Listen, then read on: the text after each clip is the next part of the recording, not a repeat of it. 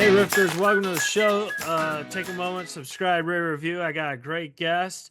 You've seen him on in American Gladiators and Mortal Kombat Annihilation. The great Lynn Red Williams is here via Zoom.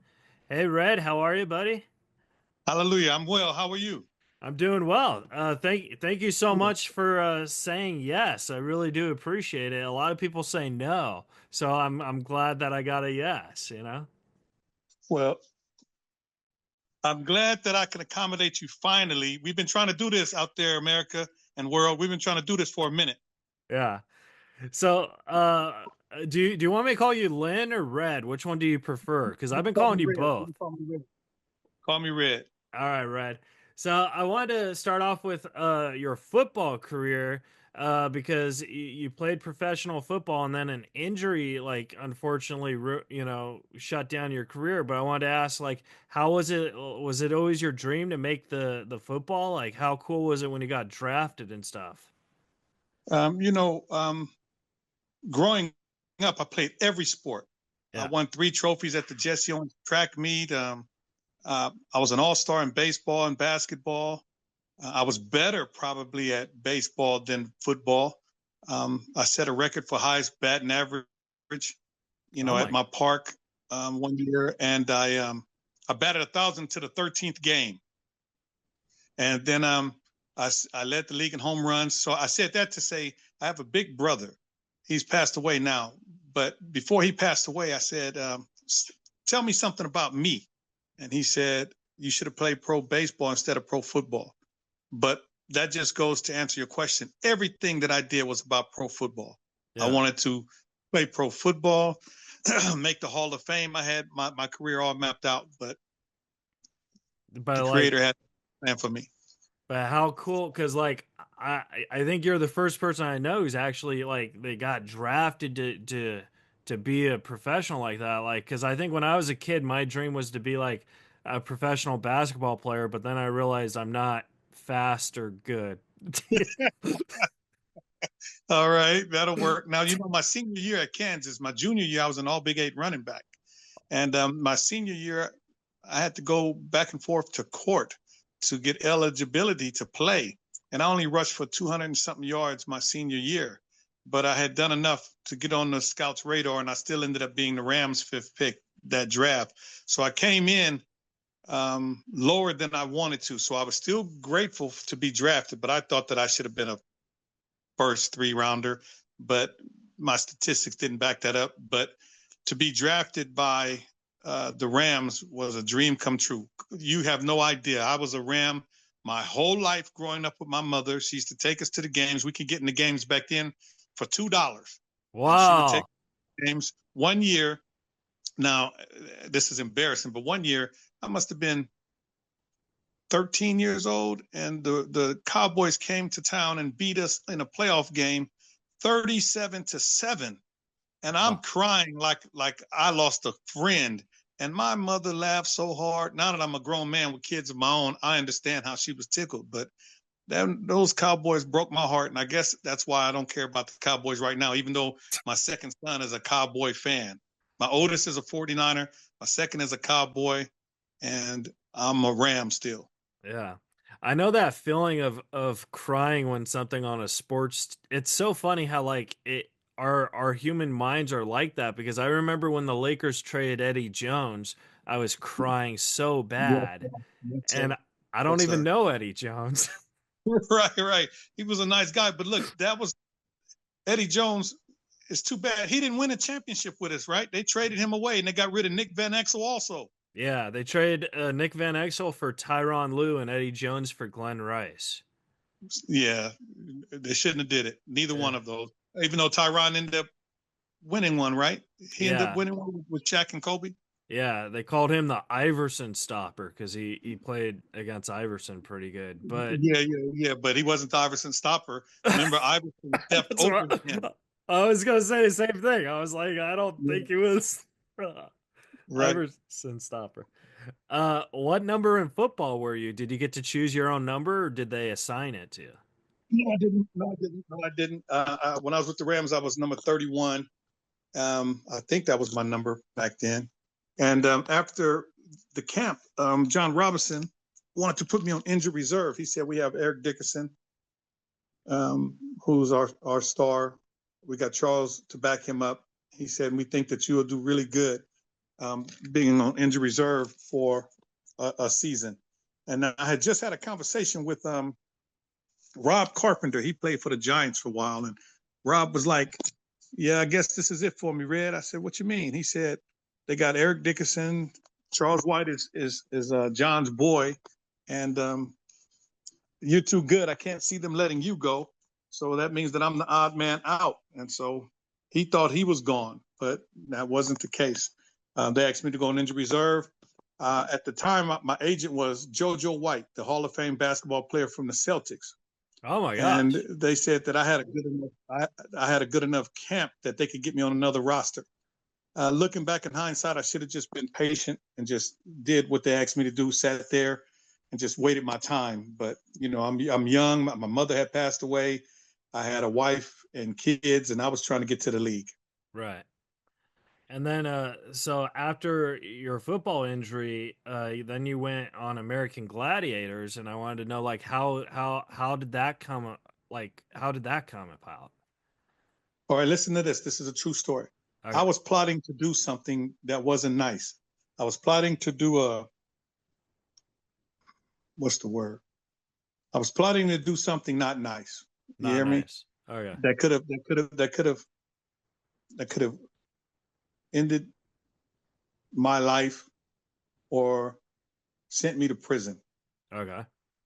I've always been a pretty decent guy, but I've always been one of those guys that wanted to take care of family. So when you hear sometimes people giving you stories about how they really want to take care of their family and this is what inspired them to do something that was not above board, that's a real story. And my wife called me. She watched the show, The American Gladiators. Mm-hmm. And she said she heard on the radio that they were having tryouts for the Gladiators. She said, it's tomorrow. And I said, okay, I'll do it. But let me make a footnote real quick. Do you know the second hardest job to get acclimated to civilian life is a pro football player. And the first most difficult job to transition from to civilian life is a combat soldier, not a regular soldier, but a soldier that has seen combat. So it was really hard making an adjustment from football to a regular life after I broke 2 bones in my back. It was difficult when my whole life was geared for that. So the next day I got in line. It was about 600 people already there. The line was so long outside the studio that I was actually by a phone booth. For you young kids, they used to have phones outside. Back in the olden days. Yeah. Right? And I called my wife and I said, man, you should see how long these lines are. And she said, well, you can come home if you want to. And that was pretty cool because she gave me a release. If I wanted to come home, then I could come home. Yeah. And I said, no, I'm going to wait and see what it is. And it was like it was made for me. It was like the creator made this for me. They brought you in groups of 5 because there were so many people. Mm-hmm. And in groups of 5, you go to these different stations. And if you didn't do well at a particular station, then they would weed you out. That's how they can narrow it down. Right. The first thing we did was a 40-yard dash. Well, I'm a running back in college. You got that. Okay, I can do that. I got that. After that, we had to do fingertip push-ups. They wanted to see how many fingertip push-ups you could do in 60 seconds. And you could hear them call out the numbers, 36, 34, 33, 32, 55. And everybody looked like 55. Right. And it was me. And I was only about 225 at the time, 220, 225. And they had a bunch of steroid monsters there. So they were 240, 250, 260, So they looked like, okay, that's the little guy. I run the 40-yard dash, little guy. Right. I'll do the fingertip push-ups, little guy. Then they said we need to do a rope climb. Climb the rope and touch the black line. And after you touch the black line, come on back down. You got 15 seconds, something like that. And I thought they were talking about the black roof. And I said, so when I touch the black roof, can I free fall? And they said, not the roof, just the line. And the line was only about 12, 15 feet up. And just like you laughed, they have producers at every station and they laughed. I guess they were making notes like, okay, this guy's a comedic side. You know what I mean? He's Yeah, kind of a funny. daredevil. I like it. So from there, we had to do the joust. Now, listen, this is when it starts getting mean. The Okay. first things they wanted to test your athletic aptitude, 40-yard dash, fingertip push-ups, and the rope climb. Now we have to start fighting each other. So we had to do something called the joust, which is a pugil stick fight. And the pugil stick fight, they put us on this platform that was only raised about 6 to 8 inches off the ground. And we had to fight each other. And the man gives us instructions. He says, we have a 60-second running clock. If you get knocked off the platform, get back on the platform and we'll blow the whistle to restart you. And it was, the man said 245 against 225. This should be interesting. Right. So I said something to the cameraman. I said, man, I'm going to bust this white boy up, excuse the language. And he said, I don't know. I said, you don't believe? And so now remember, I was desperate before I came to this tryout. Now it's like earn your food. Right. And he might be looking at it as a sporting event, but I'm looking at it as a lifeline. And I hit the guy with the first whistle, knocked him off the platform, hit him with the second whistle, knocked him off the platform. And the third time he got on the platform, he hit me before they blew the whistle. And the producer said, wait for the whistle, wait for the whistle. And I said, no, it's okay. It's okay, because that just gave me more fuel. Right. And so I hit him the third time. And I remember I was thinking to myself, I'm going to try to stick the front of my stick through his face mask. And I knocked him off on the third platform. So we go to Powerball now. Right. We have to take this paper from zone to zone to make sure that you have it. If you don't have a paper to present, then you don't make it to the next zone. So they wrote on my notes, scored often, very aggressive. So I'm making notes. I'm taking notes. I'm doing it. So we get to Powerball, and I scored every ball except for one. And then I'm down there concentrating, and I'm saying to myself, watch his waist, watch his waist. Don't look at his feet. Don't look at his shoulders. Just tackle his waist, because these are the instructions I give my kids. And I said, if you don't follow your own instructions, you can't never holler at your kids again.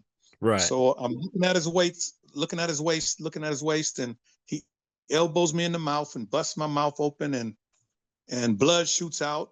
And the producer yells, watch the elbows. And I said, no, it's okay. It's okay. And the next time he came down to run the ball, I hit him so hard that his body fell backwards, but the momentum kept him going forward. Oh my God. I get back down in the spot, and I'm just waiting. And I know he's hurt, but I'm just sitting there waiting. I'm adding dramatic effect to it. Right. Then you hear somebody yell, paramedics. I said, yeah. And I sat there. Then I took off my helmet and my knee pads and my elbow pads, and I threw them down where he was supposed to be. And I go over there to him where he's laid up with the paramedics, and I say, I'm sorry about that, man. He said, no problem, man. Don't worry about it. And they came and gave me my paper, and they said, go to the interview. So I went to the interview, and they said, why would you be a good American gladiator? I said, there's a lot of inner city youth that watch television, and they need to have somebody that they can identify with. And I'm that person. And they were like, oh, man, that's great. That's great. Oh, man, that's great. That's great. And they put me on tour for 10 weeks. Wow. And after the 10 weeks, they asked me to do the show. And that's what I did. I did the American Gladiators TV show for 5 years. But they showed one of the seasons for an extra year. So I did it for 5 years, but it was on air for me for 6 years. Oh, nice. And you were like the most popular gladiator, right? Like everyone, like you were like the Hulk Hogan there. You know what I mean? Everyone loved you. That's what, now listen, that's what Bender Goldman Helper said. That's the marketing firm, because they would base the personal appearances on the requests. You know what I mean? And I was the most requested for 5 years. Yes. So that's the reputation that I got. I don't want the other gladiators get mad at me about that. Oh well, I'm sure the other gladiators, if they looked at the request, they'd be like, "Well, the requests say what they say." Yeah. Yeah, that's right. That's right. But like how? Keep trying to But fix my shirt, man. I'm. Oh, you're. I can hear you fine. No, I said I keep trying to fix my shirt because I was leaning back and it was looking all Oh. discombobulated. Oh. All I right, think. maybe I need to sit up I. straight. I think it looks like a good shirt. I mean, is my shirt okay? Now I'm self conscious. All right, all right, all right, all right. Uh. But no, how cool though is that? Because like, I mean, even though your dream is doing football, but then you do the American Gladiators, which that show was like a huge, big role model for kids and stuff. So I think like that's kind of an accomplishment as well. You know what I mean? I do know what you mean, and it's funny because I have a American Airlines executive platinum card. You know, I'm platinum for life because of all the miles that I have flown. And I've been around the world and I've done some things, but nothing takes the pain away from me not having a Hall of Fame football career like I wanted. That's what I really wanted. But like I said, the creator has different plans. Yeah. And then I wanted to jump into Mortal Kombat because I'm a huge Mortal Kombat fan. Like I love all the movies, even the new one and stuff.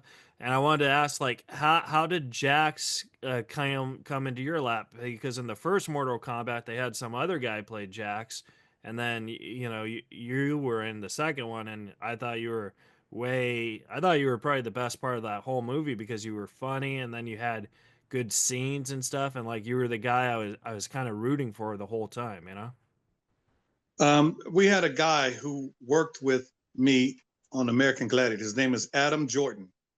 And we became real good friends. And Adam was like, Red, you got such a personality, man, and people love you. So look, get dressed and I'm going to come get you to meet some people. Mm-hmm. So he takes me to Threshold Entertainment. They had an executive there named Ann D'Amato. Yeah. And he took me there to meet Ann D'Amato. And now listen, this 6 degrees of separation is crazy here.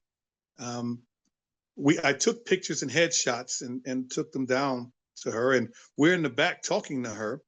And she says, did you bring me any photographs? I said, yeah, I left them with your secretary in the front. And so Mm-hmm. she buzzes and says, Susan, Red said he brought some photos. Can you bring the photos to me?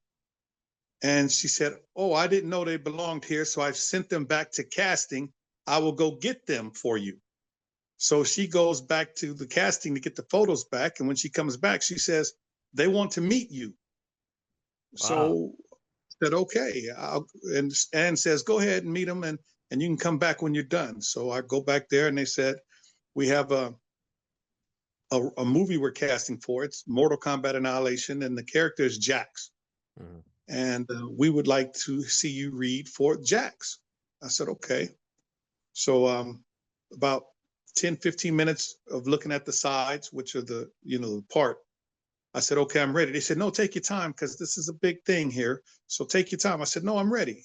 I'm ready. So we read for it and they were like, we want you to come back at 4:00. We want you to meet the director. I said, Right. okay. So I go back to Ann D'Amato and I said, they want me to come back and meet the director. And she's like, okay, that's great. Now, the lady that she buzzed, Susan, you know who Susan is? Susan is Susan Levine, who ended up marrying Robert Downey Jr., who's credited for helping him get his self situated. And we're still friends to this day, Susan Levine and myself. So Wow. she became big time. Yeah, that's really big time. So I come back at 4:00. I go and I called my wife and I said they want me to come back at 4:00. So I ate down there in the area and I came back at 4:00. And the casting people, they said we have an idea that the last half of the movie he has no shirt on. So can you show me what you look like with your shirt off? I'm like, man, I'm not in that kind of shape, but okay. And I took my shirt off and they said, come back at 4:00. So I go Wow. back at 4:00 and I meet John Leonetti, who's really blown up now with some of the horror movies that he's done. And John has got his face this close to my face after we read. He's looking at me this close.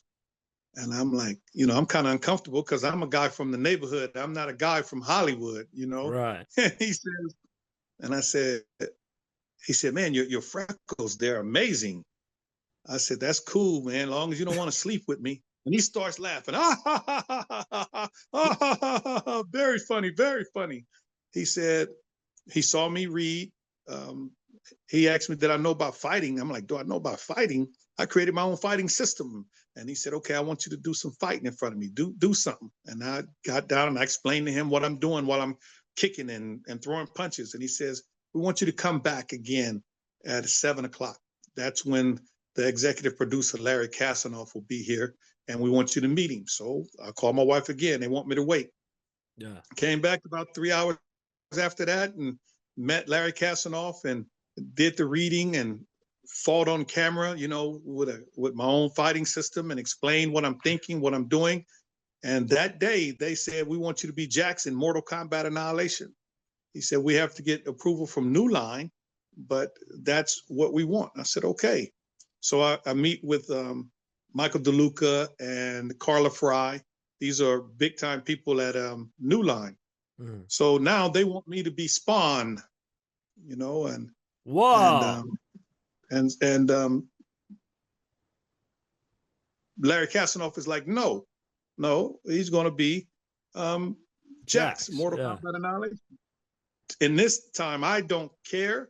All I know is I'm happy and grateful that I got an opportunity to be in any movie because the gladiators are ending. And so I need to know where my money's going to come from to feed the family, Right. And they offered me $100,000.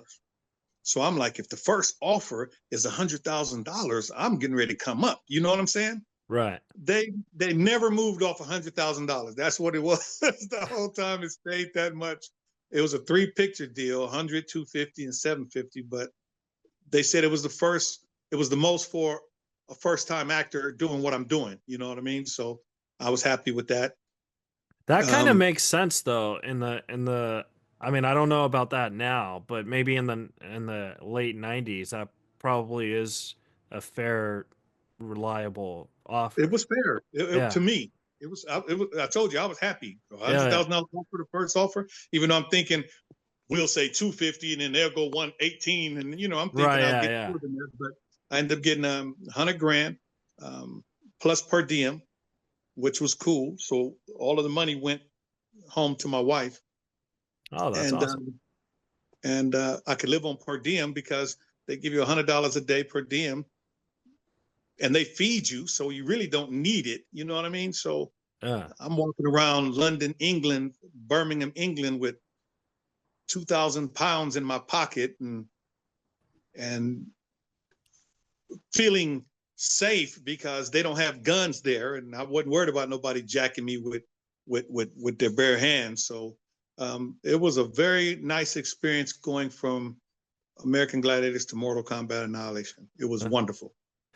Well, I have a couple more Mortal Kombat questions, so I do apologize. But I wanted to ask, in the script, did your character have more fight scenes? And did they get cut and stuff? Because you had 2 fight scenes, but I think like Jack should have had way more. You know what I mean? We had a fight scene choreographed with me and Motaro where we fought. You saw what it was, but it was so much more intricate than what you saw. And so I was very disappointed that they cut it the way they did because you didn't get to see my technical brilliance. Like your moves, your body welfare. Yeah. It was choreographed nice, but it didn't show the way I wanted it to. But again, it was my first movie and I was just happy to be there. But they chopped up the fight scenes pretty good. And I didn't understand what I was doing when I fought the big dragon that went back into the ground. Right. Remember when like I was hitting his butt? You're like, Yeah, so it's green screen and I'm hitting on these pads and oh man, I just didn't know what I was really doing. Imagine though if they filmed that scene today, it'd probably look way cool. like way more realistic because like Yeah. when you watch it now, it kind of looks like a video game dragon, but like that was the technology back then. So back then it was What they probably said pretty was good. they did what they said was they did a test screening, and in the test screening, everything had flying colors, 100%. So they didn't want to mess with anything and change anything, but they could have done it a little better than it was done, I believe, even though the time was back then. Right, yeah.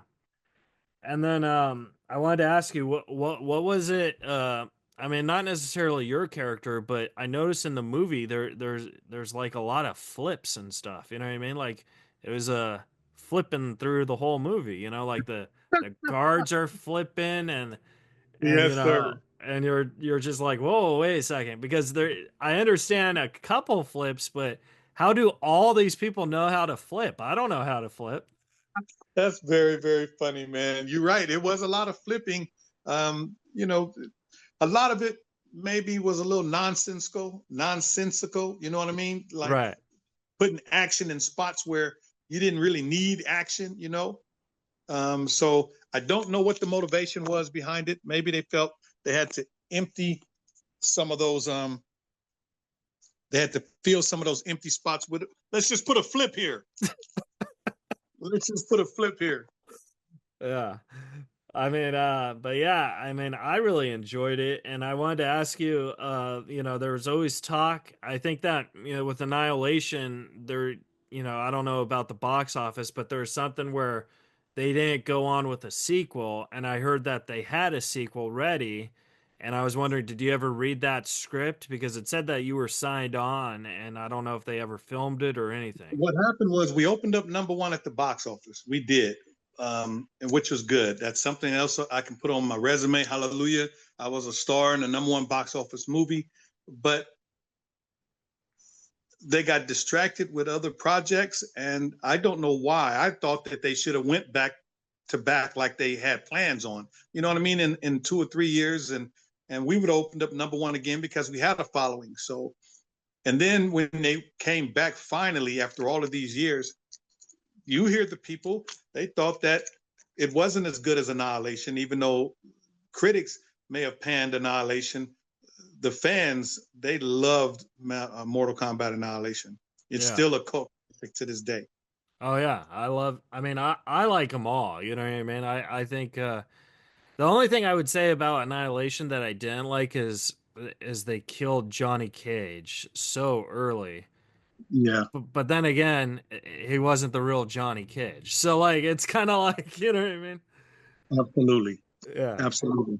And I got to work with Sandra Hess and Talisa Soto and Lucida Vander. And, look at this. And Brian Thompson I and just James interviewed Raymore Brian. and James Rip. Hey, look, when you get a chance, ask Brian, can I have his phone number? And if he says it's okay, give it to me. Okay. Yeah, Or matter definitely. of fact, give him mine also. And if he wants to call, I reach out to James every now and then because my dad had a 90th birthday party at a bowling alley. And James Raymar, myself, and Brian Thompson, we would bowl in the middle of the night at the bottom of the hotel we were staying in Thailand.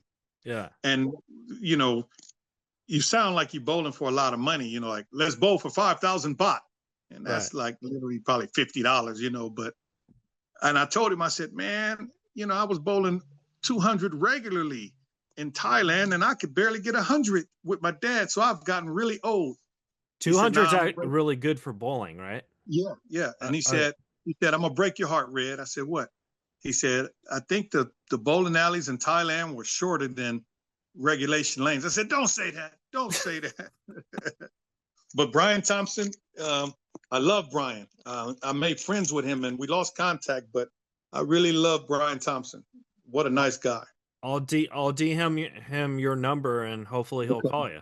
So, Yeah, and tell him that I spoke good things of it. all right. And then I wanted to ask you because then I also heard this never happened, but I heard that you signed on to do a Hulk movie. I And signed on to do Hulk for Universal Pictures. I met with Hensley, Jonathan Hensley, I believe that's the writer director, and his wife, Gail Ann Hurd. mhm. And this was beautiful because now I'm getting 250 grand and I'm getting money up front. So I went from readings for roles to meetings for roles. Right. And they would put this makeup on my face because I was a half man, half Hercules beetle and half virus, where I was going to be able to work on Mars. That's what they were doing. They were putting these things together where I could work on Mars year round. But So of you were course, the bad guy. yes. And at the end of the movie, I was going to fight the Hulk, half Hercules beetle, half virus, half man. And we want to have this spectacular fight. Right. The studio, Universal, I believe it was, they had just lost $110 million on Meet Joe Black and $90 million on Babe, Pig in the City. And this was a big budget, $100 million plus movie. And so they pushed the movie. And that's what happened with that one. Oh my god. I don't know why I laughed when you said Babe Pig in the City. I Yeah, yeah. just, You remember well, you were young, but the original Babe was nice. It did good, had a nice storyline, and they went big on the next one, and it lost all of the money. And yeah. then Meet Joe Black is a cult classic now, but they spent $100 million on it, and it did not do well at the box office. Yeah, yeah, I know that one. Like, I think Meet Joe Black's one of the best movies of all time, and my friend, I mean, I interviewed him, so I call him my friend, but Jake Weber was the bad guy in it, and I just thought he was the best part of that whole movie. You know what I mean? Because he was so dynamic, and I just thought he outshined Brad Pitt, and that's pretty hard to do. Mm, mm.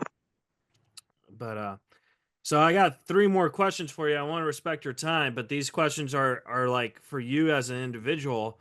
Red, if you were an ice cream flavor like from Ben and Jerry's, what would your ice cream flavor be, and what would it like? What would you call yourself? Um, I would be strawberry ice cream because that was my first favorite ice cream. I grew up when it was only three pretty much that I knew about: Right. chocolate, strawberry, and vanilla. And I liked strawberry ice cream. And to this day, if you were going to give me a milkshake, it would be a strawberry milkshake. So I like strawberry milkshake. Yeah. It's an OG, and I like to call myself an OG, an original. And it's red, so you could still call me Red. It would be Uh, red ice cream. red, red sprinkles or something. I don't know. You know what I mean? Like, oh, I had one more question for Mortal Kombat. I'm sorry. Can I ask it? Yes, Uh, sir. your arms, were they heavy when you suited up? Like, because those looked pretty heavy. It's relative. It's relative because I was a gladiator and I was used to doing things. So they probably weighed 20, 25 pounds each. Yeah. So they weren't really heavy, but after you had to take them on and off all day in a 10-hour shoot, they got heavy by the end of the day. Yeah. But they weren't real heavy. They weren't metal. They were fiberglass and whatever, propylene and monoene, you know what I mean? Whatever it was. So they were semi lightweight, but they were not heavy. Were they warm? Because I know you did a lot of night shots. Like, did they keep your arms at least a little warm? Because you're shirtless. It never got cold anywhere that I was, except for the scene where I had to fight the monster thing. That was in Wales, I believe, and it got a little cold at night because in Thailand it stayed 80 degrees night or day. You know what I mean? It was just Yeah. beautiful temperatures all the time. In England, we filmed in a studio, so it was controlled temperature. Yeah. So the air conditioner might get a little nippy, but for the most part, it was controlled temperature. Ah, cool. All right, and then the my final two questions I wanted to ask: your fears when you were first starting out in this business, because you're acting and then you're fighting and stuff. Did you still have those fears after you accomplished? Like, do you still have those fears now, or were they just like, I didn't have any fears, okay, and I know that may sound crazy, but I didn't. The gladiator experience removed fears.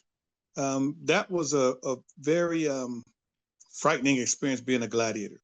Mm. You're one on one in front of thousands of people, and you're getting ready to fight, win or lose. And you don't want to lose because every single event that you did in the Gladiators, you wanted to win. And when you lost in front of the world. And we were on TV in 40 countries. Yeah. Doing the movies, they can say cut and retake, so there was no real stress or strain with the movies once you got the job. Yeah. I think if I was in a movie like Mortal Kombat or something, I'd have a fear of like getting punched. Well, you'd be trained up pretty good. They make you go to Okay. training, um, and they made me go to training, even though I didn't need it because I fought all the time. But it was for conditioning, and I did go to um, Master Nono's jujitsu studio, and I learned so much there. By the time I finished Mortal Kombat Annihilation, I already thought before I got there that I was the baddest dude in the world. But after that, I knew I was the baddest guy in the world. For real. I'm not exaggerating. This is not hyperbole. I was the baddest guy on earth. I could run, I could jump, I could kick, I could think, I could choke you out, I could break your arm, I could break your back, I could kick your face, I could jump up and kick the roof. I could do it all. Man, you should have saw me doing the flips. And like you said, everybody came home. You should have saw me doing the stuff that I was doing. And I lost probably by the end of the movie. I came home probably 218. I was Oh, nice. 230 when I went. Yeah, I came home about 218, and I didn't like the way I looked. It made me feel like my head was too big for my body. But I was so light, and I was doing capoeira. From you had all these different styles there, and you could learn whatever you wanted to learn. So I learned how to jump and spin and kick and land on my feet. And I was very technically accurate when I got home. And that guy, Adam Jordan, that I told you about, that took me there to get the meeting, he put a letter together, and we wrote the UFC so that I could fight in the UFC. Oh my God. Yeah, and they wrote us back saying that they've been getting a lot of inquiries, and they were thinking about having a celebrity UFC where some football players and this, that, and the other. And so I didn't get a chance to do that. That's one of the things that I really wish that I would have been able to do, Yeah. fight in UFC. That would have been really nice. Yeah. I would fight people on the street for free, let alone for money, on Yeah. TV. No problem. And then my last question for you, and I don't know if that. Let me interrupt you. Oh, My sure. granddaughter, when she was 14 years old, she was a world champion in jiu-jitsu. Oh my Gi God. and he won 2 gold medals as 14 jiu-jitsu for her division. My son's a black belt equivalent, so is my daughter. So fighting was something we really did in my house. Yeah. My granddaughters now, you should see them. They'll kick and punch me. Now the boys are 12 and 13. I got to tell them, don't you sneak up on me like that no more. I got a full rank. Grandpa be getting old and slow. Right. Well, my last question, and I don't know if this is still like in the works, but I heard that they were going to make a documentary about you for the Gladiators, and I was wondering, is that something that's still going on, or was that just like a rumor type thing? We did a Gladiator documentary. They did 2 of them, one for Netflix and one for ESPN, Uh-huh. ESPN 30 for 30, and I did that one. And yeah, they're doing a documentary on me now, and the pending title is From Gangster to Gladiator. So prayerfully, that'll go, because I'm grateful for everything I had, and it's been a journey. And you see the name behind me, Yahweh. That's who I pray to, and that's what the name in the scriptures is. But nobody ever talks about what his true name is, and that's my life calling, and that's my purpose. So I'm grateful for you even wanting to interview me now that I'm older, now that I got a long gray beard coming out my face. If I was around and doing interviewing and back in the day, I would still want to interview you. Yeah, I'm very fascinated with because I feel because I do stand up comedy and it's not like, fighting or whatever, but interviewing makes me a better comic in any form, you know what I Okay. mean? So it's kind of like Do that. you do you have dates in California? Yeah, I tour with TJ Miller. We just did Irvine, but I'll let you know next time I'm in LA. Yeah, do that. So look, so I can help you, man. Yeah, for sure. And then I'll You give know, Brian. I traveled with for 10 years with DL Hughley as his road manager. Oh my God, I love DL Yes, sir. Hewley. Yes, sir. Yes, sir. D I've been married to his sister for 42 years. Oh my God. DL Hewley is like a huge inspiration for me because his son has Asperger's syndrome and I have Asperger's syndrome. So All right. like it's not really when celebrities they're not really open about the struggles of it and I just admire DL because he's so honest and he just seems like he's such a great dad about that. You know what I mean? Yeah, yeah, yeah. And his son, Kyle, um, we have a very good relationship. And you know, Oh, he has Asperger's. So look, when I came home from Mortal Kombat, and he saw the movie, he would make me say lines in the movie. He's like, say that line, say it, Uncle, say it. I was gonna make you All do right, it, but I Kyle. didn't want to Yeah. push you. See, yeah. So you know, I'm telling the truth.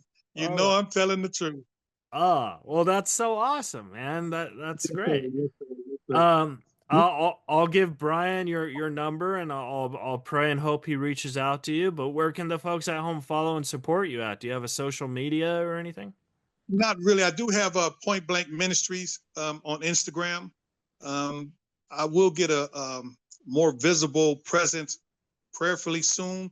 You know, I've just never been that guy to have a bunch of social media stuff. So you can find me at uh, Point Blank Ministries on Instagram. You'll know if you click on it and see me. You know what I mean? And Right. I'll start putting more stuff up now. So no. And when I do start getting a bigger presence, I'll reach out to you and you can make sure that they know it. Yeah, and I would love to have you anytime you want. I love talking to you. I got a good heart, and thank you so much. I really appreciate Thank, it. thank you. Where are you based at? I live in Huntington Beach. Oh yeah, yeah, yeah. Look. So look, make sure when I come see you, you give me a pass because you know when they see me driving across the Orange County line, they may want to stop me and question me. Of course, yeah. You're my friend now, so you don't have to pay for a thing the rest of your All life right, with me. all right, all right, all All right, right. That's good. That's good. all Well, right. thank you for having me, and I appreciate it. Thank you for putting up with my phone, also. No worries. All right, Rifters. That was the episode with Lynn Red Williams. Subscribe, rate, review, and we'll see you guys next week on Razor Riffs.